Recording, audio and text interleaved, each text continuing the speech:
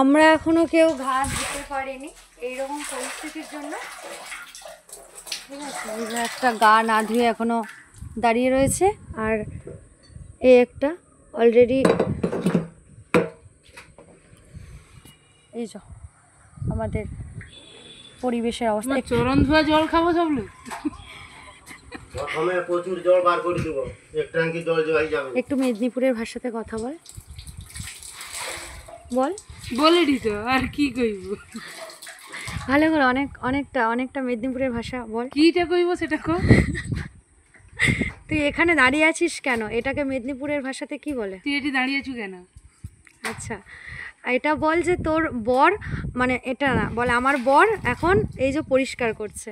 আমার ভাতার এখন পরিষ্কার করে রে। এইটা আমি ছাড়িয়ে দেবই দেব, এটা আমি ছেড়ে দেব। ঠিক আছে, মানে মেদিনীপুরের ভাষা এটাকে বলে বরকে। ঠিক আছে, ভালো ভালো ভালো ভালো, তোমরা শুনতে পেয়েছো গাইস। তো এই যে মানে বরকে মেদিনীপুরের ভাষা নাকি এরকম করে কথা বলে, আদৌ এটা বলা হয় না, এটা হচ্ছে কি ওর চালাকি। ঠিক আছে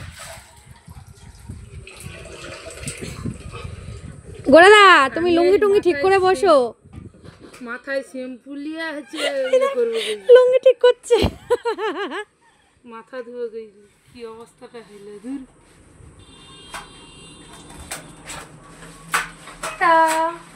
তোমার গা চিরে এলো কি কি রে গো? ওইটাই নামতে ডানা চিরিছি।